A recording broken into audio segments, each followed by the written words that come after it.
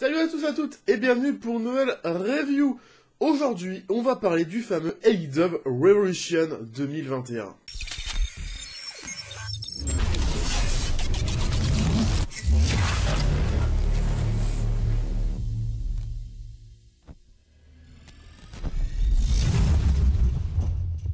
Premier pay-per-view de l'année du côté de AEW, puisqu'il arrive vachement tard quand même en mars.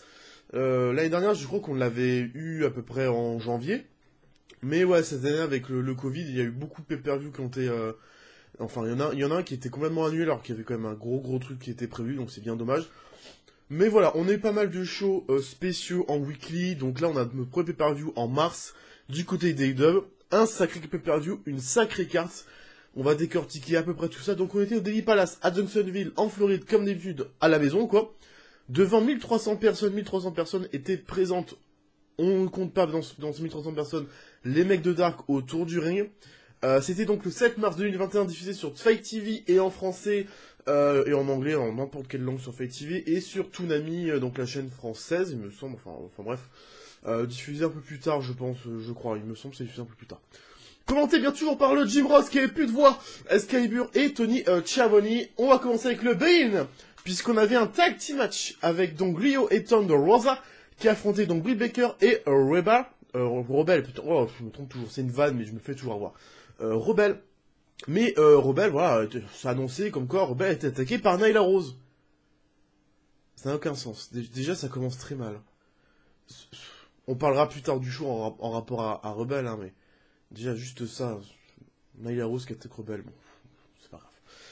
Et donc, Britt Baker dit, j'ai quelqu'un d'autre qui va la remplacer, donc c'est tout simplement Maki Ito, qui est Maki Ito, une des lutteuses qui était dans le bracket japonais du côté pour le tournoi, où la finale a eu lieu, c'était pas ouf la finale, mais voilà, c'était l'une des meilleures catcheuses de ce tournoi avec Vaini, Yuka, et Emi Sakura, ouais, enfin tout le monde était bien, quoi, Et donc, elle le remplace, Makiko, c'est quelque chose de très bien, moi j'aime beaucoup.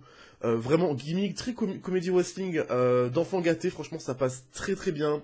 En plus, elle rentre en chantant, c'est la bonne humeur, c'est la joie. Le match est plutôt bien, on a 15 minutes 31 de combat. Dans un kick-off, c'est plutôt bien, c'est cool. Et ça c'est bien d'avoir un vrai combat dans le kick-off, avec du vrai temps qu'on donne.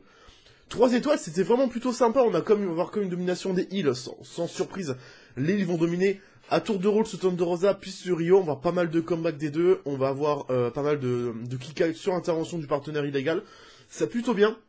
Thunder Rosa qui va enchaîner un pile driver qui était contré en super kick, et suite à une distraction de Makiko, je crois, de l'arbitre, Rebel va donner un coup de béquille dans la tête de Thunder Rosa dès qu'elle passe à côté d'elle.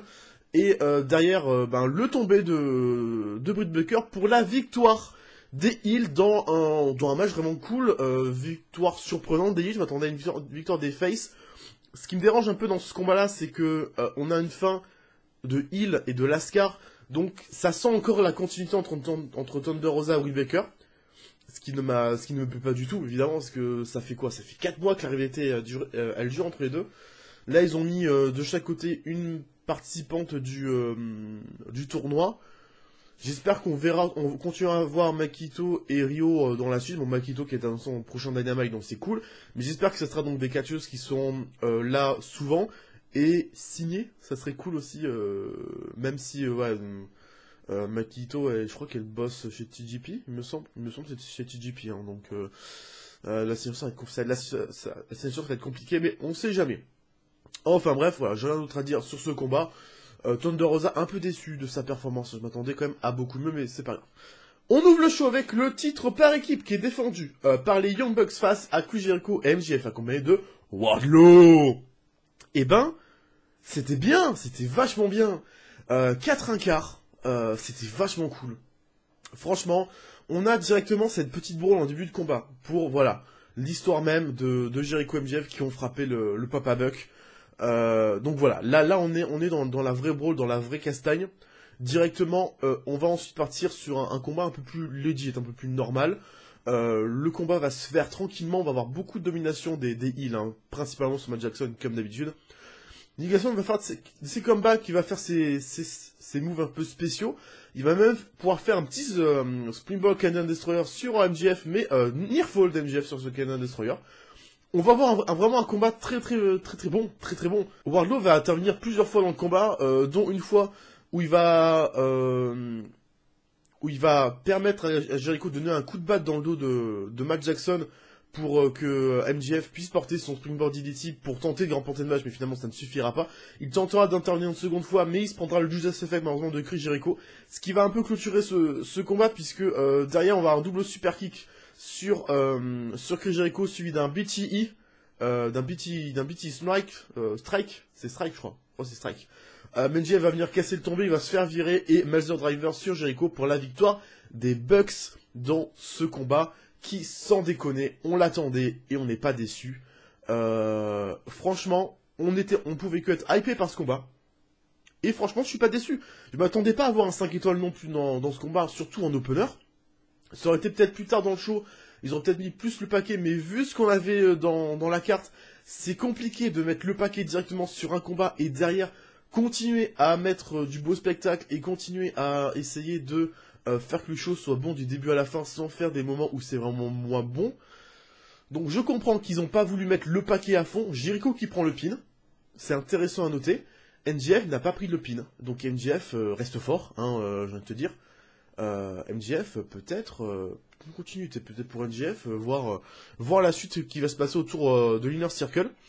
Pas de Guevara, pas de Zelina, comme j'avais prédit, je m'étais dit pourquoi pas Guevara vienne pour coûter les titres à Inner Circle, puisqu'en plus on avait que Wardlow qui était en ringside, donc ça aurait été bien, ça aurait fait vraiment une sacrée surprise dès le début, mais vu le nombre de surprises qu'il y avait dans la carte, une arrivée mystère dans le kick-off, 2 surprises dans la main card, on va peut-être se calmer un peu sur la surprise, peut-être garder ça pour plus tard, pourquoi pas pour un Dynamite, ou pourquoi pas pour Double or Nothing qui arrive en mai, mais ça j'en parlerai plus tard. Vraiment le combat que je vous conseille évidemment, très cool. J'espère que ça sera une fin définitive pour eux. J'espère que du côté de l'Inner Circle, on va avoir une dissolution très prochainement pour avoir Jericho, JF, Wardlow d'un côté, voir Jack Hager aussi qui reste dans l'Inner Circle, et de l'autre côté Santana, Ortiz, Guevara et Zelina. J'espère vraiment ce double clan un peu. Pour ça on arrête l'histoire entre ces deux équipes et on essaye pourquoi pas de finir une bonne fois pour toutes cette sous-intrigue qu'il y a entre les Good Brothers et les Young Bucks qui m'énerve un peu. Franchement c'est beaucoup trop long, ça commence à me saouler. Donc j'espère qu'on va vite finir cette sous-intrigue.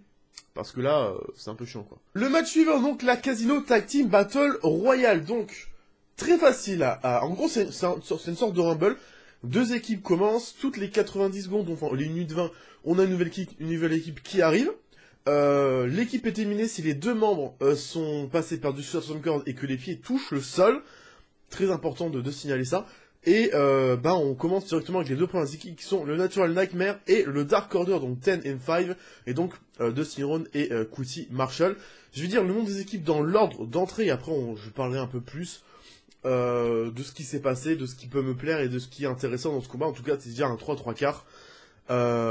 Franchement, c'est plutôt bien. Moi, j'ai beaucoup aimé cette Battle Royale.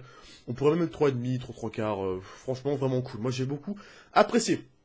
Donc dans l'ordre d'entrée, donc on a Santis Ortana, les Seidel Brothers, donc Matt et Mike, le Dark Order, donc Stu Grayson et Viluno, le Gun Club, Pretty Pictory, donc qui est Peter Avalon et César Bononi, Varsity Blondes qui sont Brian Pillman et Garrison, Beer Country, Jurassic Express, Butcher and the Blade, Private Party, SCU, le Death Triangle, donc représenté par Phoenix et Pac, et le Dark Order, représenté par Reynolds et Silver qui arrive donc en dernier. Petit point intéressant, c'est qu'à un moment donné, donc QT Marshall va donc virer le Gun Club. Voilà. Et Dusty Rhodes n'est pas content. Dusty Rhodes dit mais pourquoi tu fais ça? Puisqu'on rappelle quand même que le Gun Club fait partie de la Nightmare Family, tout comme les Natural Nightmare. Mais QT Marshall, depuis quelques temps, suite à ce que Lynn Johnson a rejoint la Nightmare Family et surtout après quelques victoires en solo, QT Marshall, il est pas très content. Il est pas très content parce qu'il a pas eu de félicitations par Lynn Johnson. Mais bon, vu là que Kuti Marshall, t'as pas trop envie, et puis vu son histoire avec Ali que t'as eu à un moment donné, ça te crédibilise pas non plus des masses. Et donc Kuti Marshall, bah, il décide d'aller dire à Dusty Rhodes d'aller se faire foutre, et s'auto-élimine en faisant limite un petit crachat sur Dusty Rhodes en partant. Ok. Donc peut-être un turn de Kuti Marshall dans le futur. Assez intriguant, mais... Enfin, assez intriguant, mais Kuti Marshall, j'en ai rien à foutre. Donc, qu'il fasse un turn ou pas, qu'il quitte la Nightmare Family, pour moi, ça va rien changer. Hein. Moi, de toute façon, de base, Kuti Marshall, c'est pas un catcheur que j'aime beaucoup. Quand il est entré dans la Nightmare Family, j'ai trouvé ça un peu nul. Et franchement, moi, si demain, on me dit Kuti Marshall n'est plus AEW, bah moi, ça me fait ni chaud ni froid, quoi. Donc je m'en fous un peu. On a plus tard, enfin dans le combat, on a eu un face-off entre Beer Country et Butcher and the Blade, évidemment, parce qu'il y a une petite histoire entre les deux. Butcher qui va virer le Beer Country, donc après il va y avoir une grosse guerre entre les deux. Jack Evans qui va éliminer Ted, parce que Jack Evans est arrivé, parce que Andre Lico est blessé, il me semble. Normal, parce qu'il y a une histoire entre Dark Order et Jack Evans qui est payé par Matt Hardy. Donc je pense que ça va continuer entre The Real 2 et Dark Order. Peut-être qu'on va avoir une continuité aussi entre Matt Hardy pré-party, Dark Order, je pense qu'il risque d'avoir une petite rivalité entre ces deux clans. On a eu un petit double pile driver direct sur Isaiah Cassidy qui va être viré par le Dark Order. SCU qui se font malheureusement sortir à un moment donné, malgré le 4 trio d'or, donc SCU, Dark Order, Death Triangle et Jungle Boy. Au final, SCU va se faire virer, Alex Reynolds aussi. Malheureusement, c'est Silver, je ne sais plus.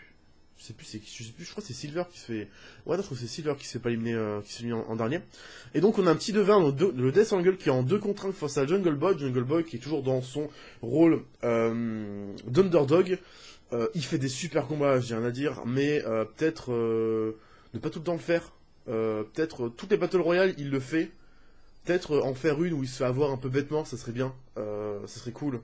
Parce que à chaque fois, j'ai rien contre Jungle Boy, hein, j'ai absolument rien contre lui. Mais à chaque fois, le mettre en tant qu'underdog dans un Battle Royale et tout le temps en mode survivant, c'est cool, hein, c'est cool, c'est un beau booking, j'ai rien contre ça. Mais à chaque fois le faire, à chaque fois, mais vraiment à chaque fois, c'est peut-être un peu chiant, Peut-être une fois sur deux, genre une fois à un moment donné, il se fait avoir bêtement, mais pas tout le temps. Voilà, c'est juste mon point de vue. Parce que Rivna et moi, hein, l'embrouille, n'oublie pas Rivna. Hein. Toi et moi, on va bientôt se battre, hein, t'en fais pas. Enfin bref. Et Ray Phoenix, il va, avec un magnifique enchaînement, Jungle Boy va passer sur le premier corps, Ray Phoenix va faire un suicide dive entre la première et la deuxième corde. Ils vont revenir les deux, puis il va le virer avec une sorte de monkey flip, et donc le Death Triangle qui remporte ce combat au bout de 26 minutes 45, et donc qui décroche un title shot pour les titres par équipe. Donc on va se taper un Young Blood contre Pac et Ray Phoenix. Incroyable, juste incroyable. Ray Phoenix qui a encore fait une dinguerie dans ce combat, mais franchement, j'ai extrêmement hâte de ce combat par équipe parce que ça va envoyer du pâté. S'ils le font en plus à un Dynamite, ça va envoyer du pâté à fond. Ça va être en main event, ça va être fantastique. Et pour revenir sur ce combat en lui-même, j'ai pas grand chose à dire, c'est une Battle Royale qui est très dynamique, qui est assez bien. J'étais bien diverti, voilà, j'étais bien devant, j'ai rien d'autre à dire dessus. Ça se passe bien, c'est original de faire une Casino Battle Royale en mode Rumble. Moi, je trouve ça original. J'aime bien le concept. Le match suivant était pour le titre féminin de AEW, défendu par Hikaru Shida. Donc, et surtout la challengeuse Ryo Mizunami. Ryo Mizunami, qui est une catcheuse japonaise qui a remporté ce fameux tournoi féminin qui n'était pas ma favorite, qui était même loin d'être ma favorite. Qui a clairement l'outfit d'Okada. Clairement. Ce combat, franchement, 15 minutes, c'est aussi... Je vais pas m'attarder longtemps dessus. Il est ok. Il y a rien d'incroyable. Il est pas mauvais. Il est ok. Il est bien. Il est correct. C'est un bon match féminin. On a les deux qui se rentrent dedans. C'est un catch vraiment un peu tourné pour eux. Ça se fonctionne bien. On va avoir deux Tamashi, donc le finisher d'Hikaru Shida de Nearfall. Et derrière, elle va innover avec une sorte de 360 coups de genou dans la tête de Mizunami pour remporter la victoire. Mais non, j'ai passé simplement sur le combat parce que j'ai pas grand chose à dire. Ça passe très bien, c'est un 3 étoiles, moi c'est ok, c'est cool. C'est une défense, voilà. C'est le truc, c'est que ce combat-là, il est pas booké, il est pas buildé. C'est une gagne d'un tournoi contre la championne. C'est juste pour faire une défense de titre. Hikaru Shida qui fait une nouvelle défense de ceinture. Hikaru Shida qui devient l'une des plus grandes championnes de E-Dub et qui a le plus de défense, donc ça passe bien. Qui pourra battre Shida, je ne sais pas. Mais post-match, Vicky Guerrero et Nyla Rose viennent attaquer Hikaru Shida. Encore une fois. Encore une fois. Nyla Rose qui a eu quoi 2 shots pour le titre, il me semble. Il me semble qu'il y a eu deux shots. Donc là, elle rattaque Hikaru Shida. Je pense qu'il y a une obsession. Hein. Je pense qu'il y a vraiment une obsession entre Hikaru Shida et Nyla Rose. Britt Baker et Reba. Reba et Ito arrivent. Je vais l'appeler Reba, je vais plus l'appeler Reba là. Reba. Qui arrive et qui attaque. Enfin, finalement, qui aide Nyla Rose, parce qu'elle est pas assez forte. Qui attaque aussi Ryo Ishida, puisque finalement, c'était... Elles ont menti Reba ne s'était pas fait attaquer par Nyla Rose, c'était un plan, évidemment. Donc les 4 l'attaquent, et donc là, incroyable, Thunder Rosa arrive. 4v1, qu'est-ce qui se passe? Les 4, ils quittent le ring. Thunder Rosa est venue tout seul. Genre, elle était seule. Avec aucune arme. Tu vois, tu m'aurais dit Thunder Rosa qui avec une chaise. Là, je me serais dit dans ma tête, ok, il y a une arme, elle est plus violente. Sauf que là, en face, t'as Britt Baker, Nyla Rose, Ito. C'est 3, non? Ouais, c'est 3. Ouais, il y en a que 3 finalement. Et Rebelle? Est-ce que je joue Rebelle, hein, on s'en fout. 4. T'as surtout Nyla Rose, quoi. C'est pas un ficello, quoi. Et vous fuyez. Devant Thunder Rosa. C'est l'incohérence du catch en lui-même, mais moi je commence à ne plus supporter ce genre de truc. Ça me rend fou, ça me rend clairement fou ce genre de concept. Mais enfin bref. Donc, la rivalité va continuer entre Thunder Rosa et Britt Baker. On rajoute à ça une histoire de Ito, certainement une histoire, peut-être un clan de lui qui va se composer. Peut-être le moment de faire signer des faces et faire un clan de face. Je sais pas, ce serait peut-être le moment de, je sais pas, pourquoi pas de signer Ivory et Diamante. Pourquoi pas faire un clan Ivory, Diamante, Thunder Rosa. Je sais pas, les 3 ont des origines un peu latino. Je sais pas, faudrait peut-être la signer Thunder Rosa. Je dis ça, je dis rien, mais... Brandy, faudrait peut-être la signer, je sais pas. Parce que là, t'as quelque chose, hein. Ivory, Diamante et Thunder Rosa, un clan qui peut être face, latino, ça peut le faire. Je sais pas ce que vous pouvez en penser, mais ça peut le faire. Ah là là, E-Dub et les signatures féminines, c'est quelque chose, hein, quand même, hein. Donc voilà, on va passer à la suite, j'en ai trop parlé.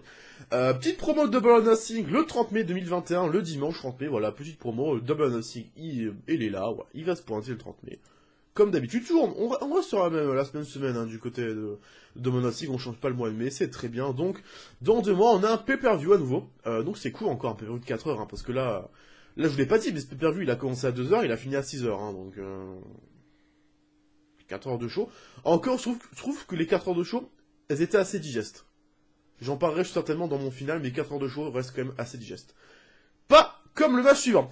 Miro et Kip Sabian affronter Orange Cassidy et Chuck Taylor. Donc ils vont attaquer les faces en backstage juste avant le match.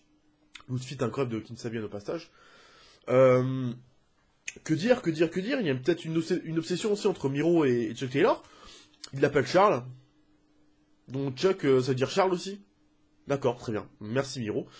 2-3 quarts, 7-51, fallait pas faire plus. Le match était court, mais c'était intense, puisque voilà. Il y a eu l'attaque d'avant-match qui a donné un petit drama autour des best friends. Cassidy va revenir, va faire ses quelques spots, mais va se faire vite défoncer. Miro va pousser Orange Cassidy sur Penelope Ford qui va tomber, donc là, qui va faire « Oh non, ma femme est morte !» Derrière, il va pouvoir Cassidy va se faire virer à bout de super kick par Miro. Il va pouvoir enchaîner sur Chuck Taylor avec l'accolade et donc remporter la victoire par soumission. Rien à dire, sauf que ça va certainement encore continuer cette rivalité. Je pense pas qu'ils vont finir dessus. Mais j'aimerais bien vraiment couper cette alliance entre Miro et Kip Sabian. Parce que là, Kip il pourrait se dire putain mec, t'as poussé ma femme. Tu pourrais un peu t'excuser, un truc comme ça. Mais vraiment casser cette histoire entre Miro et Kip Sabian parce que ça ne fonctionne pas du tout. Et on s'en bat pas les steaks. Totalement. Comme le match, hein, je m'en fous un peu. Donc le match suivant, celui-là aussi je m'en foutais un peu et franchement il m'a fait chier. Le Big Money Match, Matt Hardy face à Hangman Page. Le gagnant, il a gagné de toute façon un trimestre de salaire dans l'année du perdant. Tout simplement. 14 minutes 57.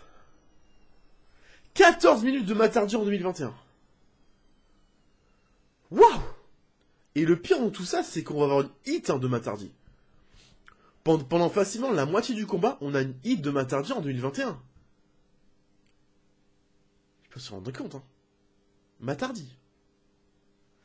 Déjà qu'on a une hit de 5 minutes de Jeff Hardy. En 2021, je pète un câble, mais là, Matt Hardy, j'en pouvais plus. Faut les piquer, faut piquer les frères Hardy, là. Faut vraiment en finir, hein, pour de bon. Parce qu'autant Matt Hardy est super en manager, super en promo, mais dans le ring... Oh, ah, c'est mieux que chez WWE, hein. Mais c'est pas bon du tout. Bon, enfin bref, le combat est giga long du 2,5. Dans le combat, on va avoir première partie Dark Order qui vont arriver pour donner un peu de dynamisme à ce match. Première partie qui vont intervenir 2 fois en même pas 2 minutes, ce qui est un peu bizarre. Le Dark Order qui va arriver, qui va aider Gomé, qui va aider Hangman Page qui va se faire virer du ring. Le Dark Order va le rattraper et va le remettre sur le tablier pour faire le Springboard Lariat. On a eu aussi pendant le combat un Springboard Lariat contraint en catch-in par Matt Hardy en side effect. Super classe, c'était vraiment le seul move incroyable de ce combat. Victoire d'Hangman Page sans surprise. On arrête le programme s'il vous plaît. On passe à la suite. Si vous voulez continuer entre Matt Hardy près de partie contre Dark Order, allez-y. Mais Hangman Page, laissez-le faire autre chose, laissez-le dans notre programme. Pourquoi pas un programme pour le titre TNT, pourquoi pas un programme pour le titre Heavyweight, certainement pour le titre Heavyweight. Ça peut être cool, c'est le moment. Hangman Page, je le dis tout le temps, mais c'est le personnage le mieux construit d'AEW. C'est le mieux construit du début à la fin. Dès le premier Dynamite, il est commencé à construire. Et là, il est over as fuck. Et je pense que c'est le moment de lui donner un shot pour le titre. Et pourquoi pas lui donner la ceinture. Voilà, on se lance, pourquoi pas. Allez, Hangman Page, la suite. On veut un autre programme pour Hangman Page. Le combat suivant! Le Face of the Revolution, leader match de Mount Contender pour le titre TNT. Donc, Maskcaster affronté Lance Archer, qui a affronté Scorpio Sky, qui a affronté Pentagon Jr., qui a affronté Cody, qui a affronté un homme mystère. La fameuse annonce qui n'était finalement pas une grosse surprise, que c'était Ethan Page. On l'avait tous dit, hein, on l'avait clairement tout dit en J-1, que je vous invite évidemment. Est-ce qu'on peut mettre une annotation par ici, là? Ouais, juste, je crois qu'il y a une annotation qui va arriver juste ici, là, pour vous rediriger vers le J-1 de Rivna, où on fait les previews d'AEW. Voilà, tout simplement. Si vous voulez voir mes pronos d'AEW, il y a cette chaîne-là. Voilà, je vous dis, je suis là. Je vais poindre par là, je fais des previews. C'est sympa. On s'abonne bonne ambiance. On est bien. Donc, il fallait décrocher le Brass Ring. En fait, c'était l'anneau de son ou l'anneau de Sonic, hein, c'est comme tu veux. Alors, ce combat-là, on va pouvoir en parler parce que je vais pas parler de tous les spots. On est sur du 23 minutes 07, on est sur du 3,5. C'est un bon leader match. C'est une stipule qui est bien utilisée. On a les échelles qui sont bien utilisées. Ethan Page a fait quelques spots plutôt sympas. Il y a eu un petit botch avec Scorpio Sky, mais Scorpio, je pense que c'est lui qui se lance trop tôt. Et là, je vais voir un chat qui va passer. Voilà, c'est incroyable. C'est un plaisir de tourner avec un chat. C'est un grand plaisir. Voilà. Ça va, toi? Ouais, ça va? Bah, cool, hein, nice. Donc Ethan Page qui m'a pas fait une grosse impression, hein. Je suis pas un grand fan d'Ethan Page de base. C'est un bon catcheur. On sait que Cody est grand fan d'Ethan Page et voulait le signer à tout prix, donc c'est pour ça qu'il n'y a aucune surprise dessus.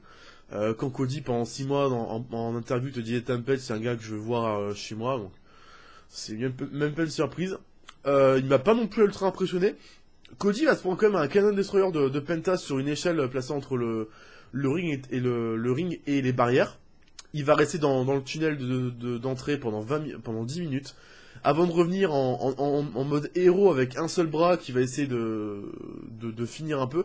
Maskcaster, franchement, super combat. Vraiment super combat. Tout ce qu'il a fait, ça a fonctionné.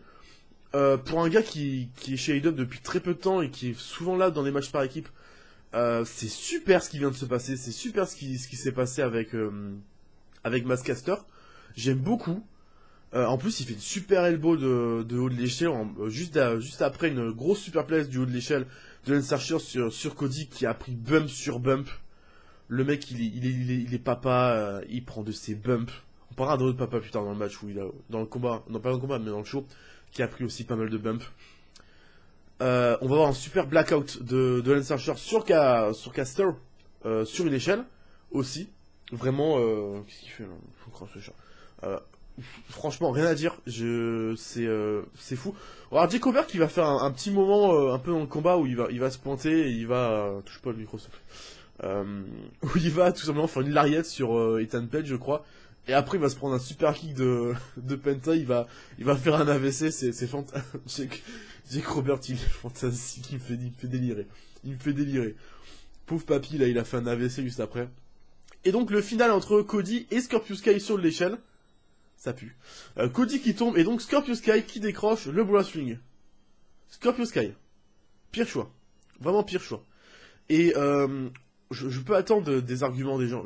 J'attends vos arguments pour me dire pourquoi Scorpio Sky est un bon choix. Pour moi, c'est pas un bon choix. Le mec, c'est son premier match de l'année. Hein. Il sort d'une blessure, il a fait aucun dark, il s'est même pas fait chier à faire un match pour se qualifier, même pas en dark. Le mec, la dernière fois qu'on l'a vu, je crois, en Dynamite, ça doit remonter à 3 mois, parce qu'il fait que des darks. Franchement, pas le bon choix. Il a en plus un shot pour le TNT au prochain Dynamite. Franchement, s'il prend le titre à Darby au prochain Dynamite, c'est une honte. Mais c'est une honte. Je suis pas fan de Scorpio Sky, j'aime pas trop le catcheur. Mais là, putain, le faire gagner, quoi. T'as Lance Archer. T'as Pentagon Junior. Pourquoi? Franchement, le titre TNT, c'est un titre défendu lors des shows télé, où en mode, il défend à peu près contre n'importe qui. Pourquoi pas Max Castex? Castex, putain. Pourquoi pas Max Caster? Le mec, pourquoi pas? Il a fait une super perf dans le match. Pourquoi pas lui donner un title shot? Franchement, c'est un one shot, pourquoi pas lui donner vraiment une chance au titre? Pourquoi pas? Vraiment, pourquoi pas? Vraiment déçu de ce résultat, mais bon, tant pis, c'est comme ça, c'était un combat ok, mais vraiment assez déçu de la fin. Mais nous passons à la suite, puisque c'est la signature de la fameuse star que le Big Show a annoncé comme étant donné qu'il a...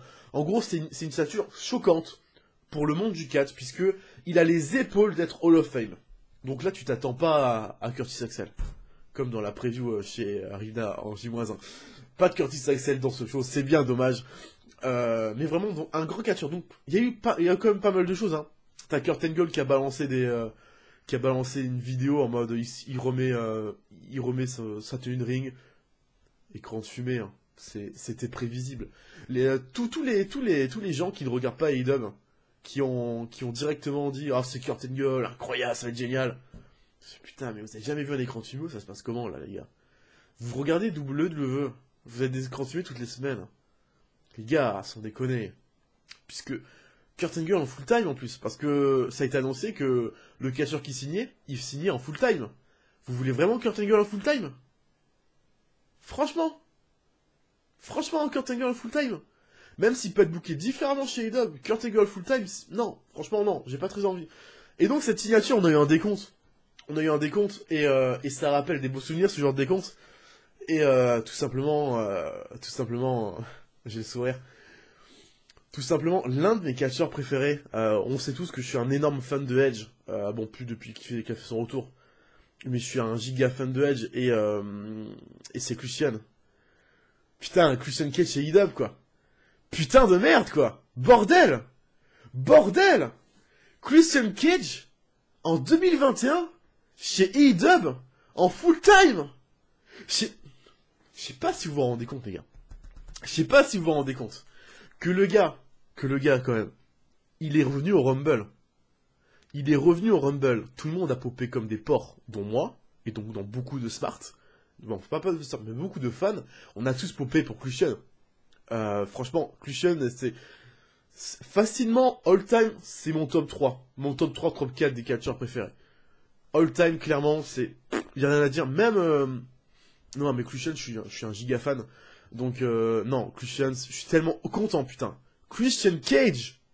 Bordel! Full time! Bordel! Je sais pas si... Bon, je vais encore me répéter, mais... Il était en Rumble. Derrière, on s'est dit, je vais revenir chez WWE, putain, c'est incroyable, des tag team matchs. Edge, Christian, my god, ça va être génial! Ça va être cool! Derrière, veut le signe pas. Il a un contrat chez Fox. Il saute. Il y a eu aucune rumeur sur lui. C'est-à-dire que tu pouvais aller sur les sites de news même américains, les sources sûres, je parle pas des pages Facebook ou des pseudo-journalistes Twitter, hein. Je parle des vraies sources.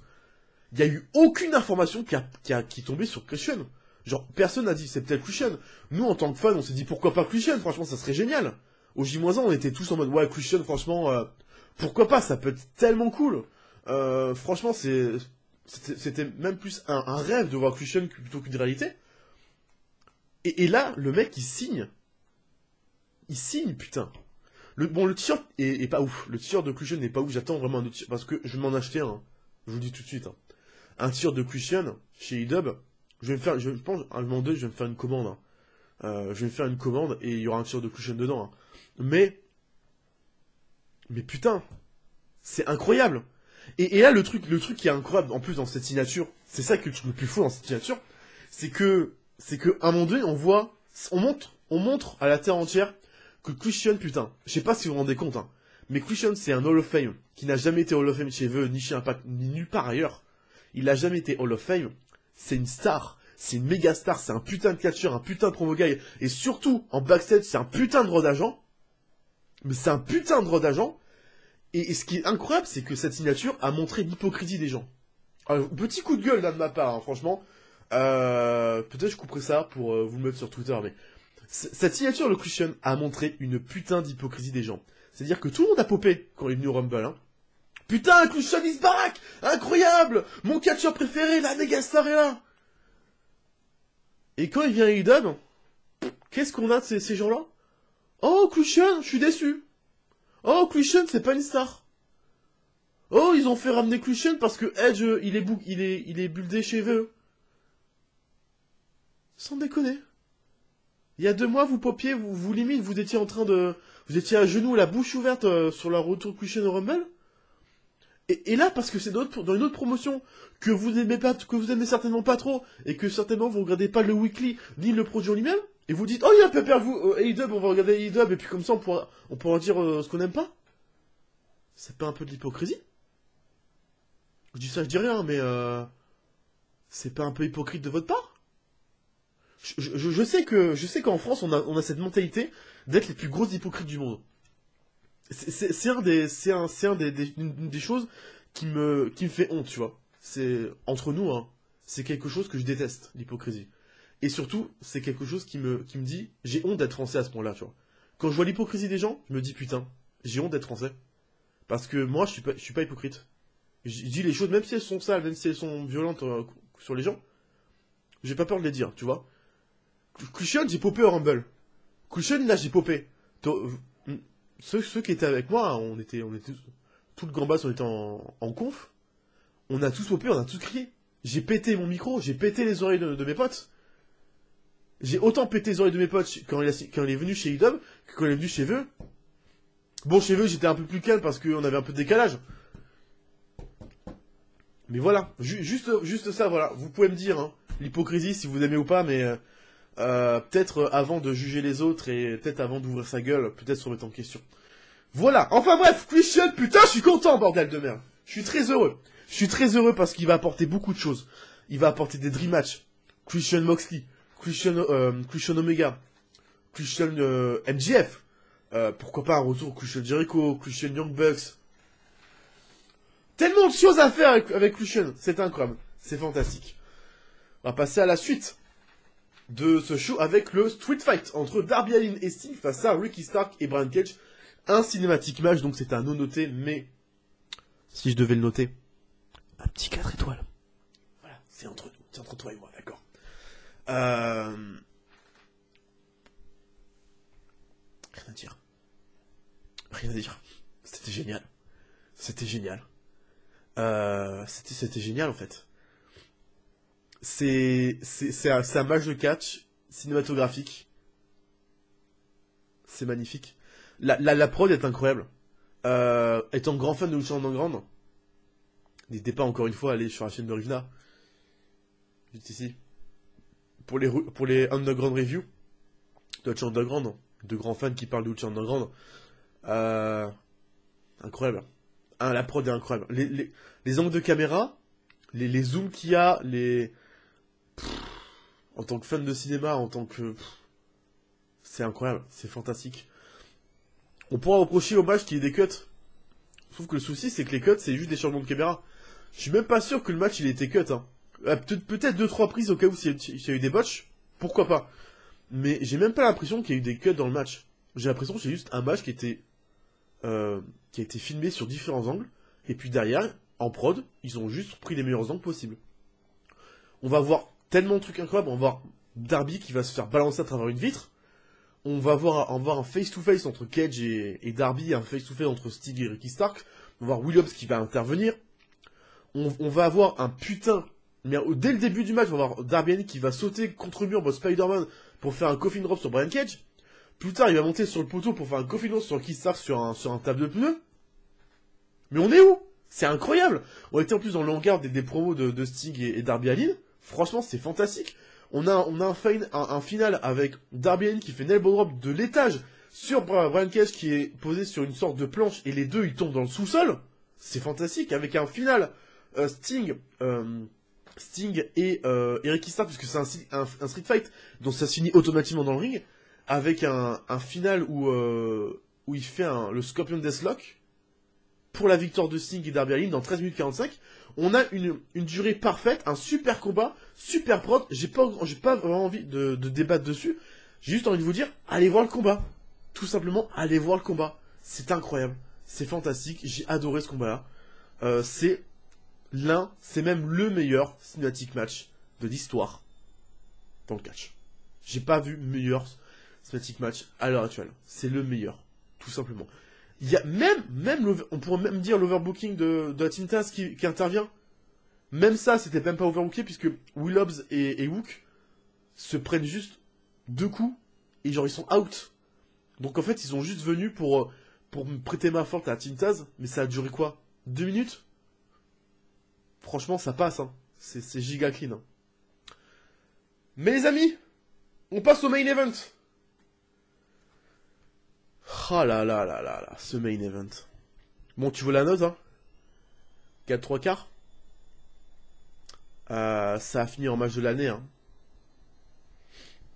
Le titre AEW World Championship, défendu dans un Exploding Barbed Wire Death Match. Omega défendait sa ceinture face à Jon Moxley. Je suis pas habitué à avoir des deathmatchs, donc j'ai peut-être surréagi comparé à d'autres. Mais c'est mon simple avis de fan de catch. On a tous les deux ont des tenues de street fight. On a une promo incroyable. On a une promo fantastique. Et surtout, j'ai envie de dire, c'est le final d'une rivalité qui a commencé depuis le premier Double or Nothing. Le premier. Rappelez-vous, Moxley fait ses débuts au premier Double or Nothing sur Kenny Omega. Plus tard, les deux s'affrontent. Les deux continuent à se battre. Full Gear. Moxley prend la ceinture plus tard. Le fameux match pour le titre entre les deux, avec le turn d'Omega, au fameux Winter is Coming. Et là, le rematch, dans un deathmatch. Moxley dans un deathmatch, tu peux pas faire mieux, sans déconner. Mais surtout en 2021, Kenny Omega dans un deathmatch. Qui, un jour, s'est levé et s'est dit, en 2021, on verra Kenny Omega faire un deathmatch. Qui aurait pu me dire, voir un jour Omega faire un deathmatch? Quel combat. Quel combat. Alors, je vais sortir les règles, parce que les règles sont quand même incroyables. Donc, on a 3 côtés du ring qui sont en fil de barbelé et avec des explosions. Donc juste les cordes du côté de l'entrée ne sont pas explosées parce qu'il faut laisser quand même les catcheurs rentrer. On a des tables de barbelé dans le ring. On a des tables de barbelé explosifs en dehors du ring. Surtout, le match n'a pas de time limit. Et au bout de 30 minutes, all exploding. Donc tout explose. T'annonces quand même un décès, hein. T'annonces quand même un décès dans ce combat-là. Les deux vont se chercher en début de combat. Et Moxley va être le premier à se faire envoyer dans les pétards. On va appeler ça les pétards. Omega va s'en prendre un double pétard. Je suis pas habitué à ce genre de truc. Je crois 6 minutes de combat et Moxley il est déjà en sang. Il est déjà en train de saigner comme un cochon. Putain. Omega qui va envoyer aussi Moxley dans les cordes. Enfin dans les cordes, dans l'explosion quoi. En se mettant un tel premier... Il a pris des bumps. Il a pris de ses bumps. On a aussi un Paladin Shift depuis le tablier sur les tables barbelées qui explosent. Mox qui prend tout. Et le pire dans tout ça, c'est que Ronnie Young, Ronnie, voilà, la femme de Moxley, qui est enceinte, qui est en backstage. Je sais pas si tu te rends compte que ta femme est en backstage, et à tout moment, elle peut faire un AVC, perdre les os, partir en coma. Moxley, mais c'est un taré, c'est clairement un taré dans sa tête, Moxley, c'est un taré. C'est pour ça que je l'aime. Et le combat est fantastique, le combat est incroyable. J'ai beaucoup aimé. C'est genre de combat, je peux pas trop vous dire de choses parce que j'ai envie que vous allez le voir. Et il reste 10 minutes dans ce combat, Moxley qui veut vite en finir. Pile driver sur pile driver, 16 near fall, Wingen Angel qui est porté, le tombé, et là, l'intelligence de Moxley qui tape avec son pied dans les cordes pour faire une explosion, et pour faire peur à l'arbitre, qui était incroyable, l'arbitre, la tenue de l'arbitre, qui était en tenue nucléaire, et qui va faire peur à l'arbitre, donc le tombé va s'arrêter. Pas par rebreak, mais juste Moxley qui fait peur à Omega et à l'arbitre pour casser le tombé. Et je trouve ça, c'est tellement intelligent de la part de Moxley, c'est l'intelligence même de genre de combat là, c'est fantastique. Mais Gallows Anderson va arriver dans le combat, vont passer à tabac Moxley, vont donner une batte de barbelé explosive à Omega, qui va frapper Moxley en plein dans la tête, même s'il a mis le bras devant. Le tombé, near fall, incroyable de Moxley, suivi d'un Wingen Angel sur une chaise pour la victoire de Kenny Omega. Incroyable combat. Je suis pas fan de deathmatch. Je sais pas. J'aime pas en regarder. J'aime pas voir des deathmatchs. Ça me plaît pas. C'est pas mon truc. Mais voir quelques deathmatchs de temps en temps, je me dis ok.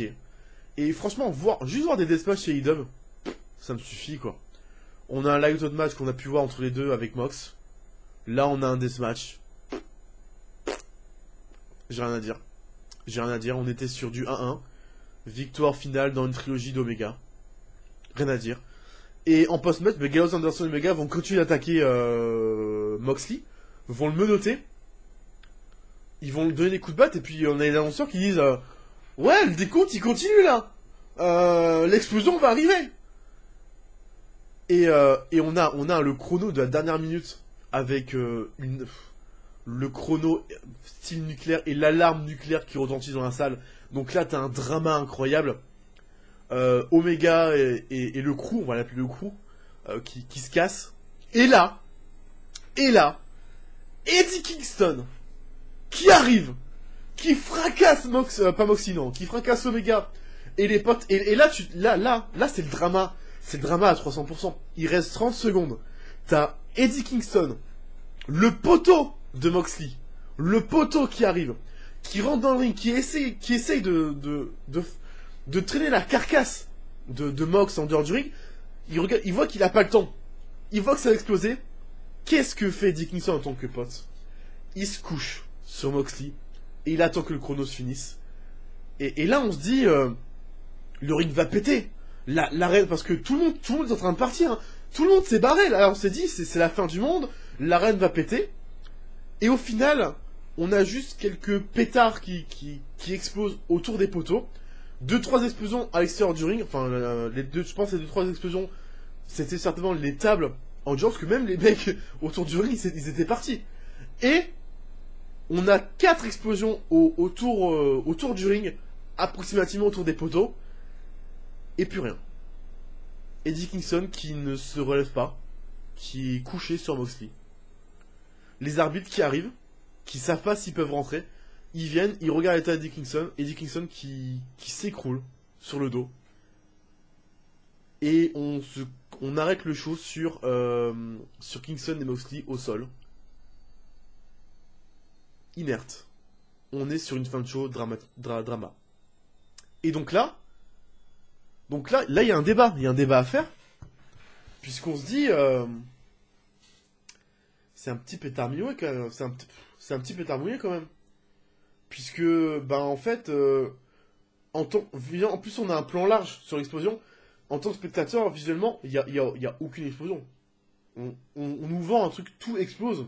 Donc on attend à ce qu'il y a plein de trucs qui pètent, on attend que le ring il casse. Et on n'a pas ça. Donc évidemment, sur Twitter, c'était la petite vanne. Pétard mouillé. Bien sûr, les gens, ils vont retenir que ça. Les gens, surtout sur 4 heures de show, ils vont retenir le pétard mouillé du final. Et je trouve ça complètement honteux. Et moi, j'ai envie de te dire, ceux qui retiennent de ce show juste le pétard mouillé, j'ai envie de simplement vous dire de vous faire foutre. Parce que pour moi, vous n'êtes pas des fans du produit. Vous êtes juste des mecs random qui viennent juste dire ah, ils ont fait un pétard mouillé. Et voilà, quand je dis des messages du genre oh, c'est dommage le pétard mouillé, franchement, ça fait que le match est mauvais. Pardon? Tu vas me dire qu'un post-match, pour toi, ça te détruit le match. C'est nouveau. C'est nouveau. C'est-à-dire que chez WWE, ils font un super 5 étoiles entre, je sais pas. Imaginons à l'époque, ils faisaient un 5 étoiles entre Jessa et John Cena. C'est-à-dire que si en post-match, il y a, je sais pas moi, il y a Gallows qui arrive et qui fait une grosse powerbomb sur Jessa et sur John Cena, hop, c'est un pétard mouillé. Donc le match, il faisait pas 5 étoiles. Je te demande juste d'aller te faire foutre, tout simplement. Pour moi, tu n'es pas un fan du produit. Tu as le droit de donner ton avis. Mais de là à dire sur de conneries. Juste apprends à fermer ta gueule. Voilà. C'est peut-être méchant dit comme ça. Mais à un moment donné, il faut apprendre à fermer sa gueule. Est-ce que moi, quand je regarde pas un produit, par exemple, juste comme ça, hein, il y a des fédérations que je regarde pas. Je vais pas balancer, je vais pas faire des reviews et dire mon avis en disant que de la merde, en disant que du négatif. Je prends le positif. Je sais pas, ça s'appelle la logique qui anime. Genre, t'es fan de cash, tu prends le positif. Tu prends pas que le négatif. Mais c'est l'hypocrisie. On reprend sur l'hypocrisie. Mais on va laisser ces hypocrites de côté. On va parler de tout ça. Parce que dans cette histoire, on a un potentiel turn d'Eddie Kingston. Qui se sacrifie. Il y a un drama, il y a quelque chose d'incroyable qui est en train de se passer. Eddie Kingston qui se sacrifie complètement sur Moxley. Qui est suite pour Mega avec sa ceinture, avec Hangman Page, qui, pour le challenger, est-ce qu'on aurait un Mega Eddie Kingston qui pourrait en vouloir avec une Mega? Pourquoi pas? Une équipe, pourquoi pas entre les deux? Mais surtout, pourquoi Eddie Kingston est inerte? Je pense qu'il y a une raison simple. Moi, je reste sur cette optique, sur cette signification, c'est-à-dire qu'on a 4 grosses explosions à la fin. Quand on revoit les vidéos, les explosions, on dit ok, c'est 4 gros pétards. Mais nous, en tant que spectateurs et en tant que caméra gros plan, le son est moins important. Parce que la caméra n'a pas reçu le même son sonore que si elle était collée à l'explosion. Si on avait eu un autre angle, je pense, avec une caméra qui était à côté d'un explosif, je pense que là, on aurait compris si on était à la place d'Eddie Kingston. Imaginez, vous êtes dans le ring. Dans une salle qui est à peu près, qui est quand même dans une sorte de demi-cercle, et qui fait beaucoup d'écho. Ça fait énormément d'écho. T'as une explosion qui pète à côté du ring. Je pense que ça te nique les oreilles quand même. Hein. Donc de là à nous dire que c'est un pétard mouillé, je pense quand même qu'on est sur un Eddie Kingston qui est inerte suite à les explosions qui ont dû lui péter les oreilles. Et franchement, quand... Là, c'est rien de... Je dis pas de la merde, hein. C'est quelque chose de scientifiquement prouvé. C'est que l'explosion sonore peut faire que tu puisses... si l'explosion est trop puissante en termes de décibels, les tympans sont pas explosés, mais les tympans sont fragilisés et tu peux être inerte. Tu ne réponds plus, tu tombes dans les pommes. Et c'est con, mais ça a été prouvé. Ça a été prouvé que quand le niveau sonore peut faire que tu tombes dans les pommes. Et pas juste tu te prends les pommes dans la gueule et t'es out. Hein. Juste niveau sonore, tu peux, juste, en termes de sonorité, être très très mal. Juste ça. Voilà, moi je tenais juste à vous dire ça. Après, vous en faites ce que vous voulez, hein, mais moi je reste sur cette optique de l'explosion a fait en sorte que ça a rendu Eddie Kingston inerte et qu'il y a eu devant le médecin et l'eau qui a dû intervenir pour soigner tout ça. Voilà. Moi je suis sur cette optique-là. La fin de show est très intéressante. On reste quand même, on finit le show sur du drama. Et ça me hype énormément pour Dynamite. Ça me hype sur la suite qui va se passer autour de Mox, autour d'Eddie Kingston et autour du titre AEW. Et ça me hype de ouf pour Double or Nothing. Parce que je me dis, putain, qu'est-ce qu'ils vont nous pondre pour Double or Nothing pour le titre AEW. Je suis vraiment très très hypé par tout ça. Je vais m'arrêter là. Parce que j'en ai fait beaucoup, j'en ai beaucoup dit. La review la plus longue de ma chaîne, je pense, quand c'est pas un live. N'hésitez pas à me dire en commentaire ce que vous avez pensé de ce show, si vous l'avez vu. 4 heures de show très digeste. Personnellement, j'ai beaucoup aimé. Un show incroyable. Pour moi, un des shows de l'année. Ouais, clairement, un des shows de l'année. Avec potentiellement un des matchs de l'année dans cette carte. Vraiment très cool. Très apprécié. Vraiment très très très bon. Donc j'ai très très hâte pour la suite de Dynamite, pour la suite des AEW, tout ce qu'ils vont nous pondre. J'ai vraiment très très hâte de voir ce qu'ils vont faire. Même pour le truc un peu plus mineur avec Miro et tout ça, même ça, je suis quand même assez hype. Merci à tous de m'avoir regardé. N'hésitez pas à mettre un j'aime, un pouce bleu, c'est pareil. Le partage, l'abonnement, la cloche, lien dans la description. Dites-moi ce que vous pensez dans les commentaires et vous dis à très très vite. Des bisous, catch et amour et peace. Out.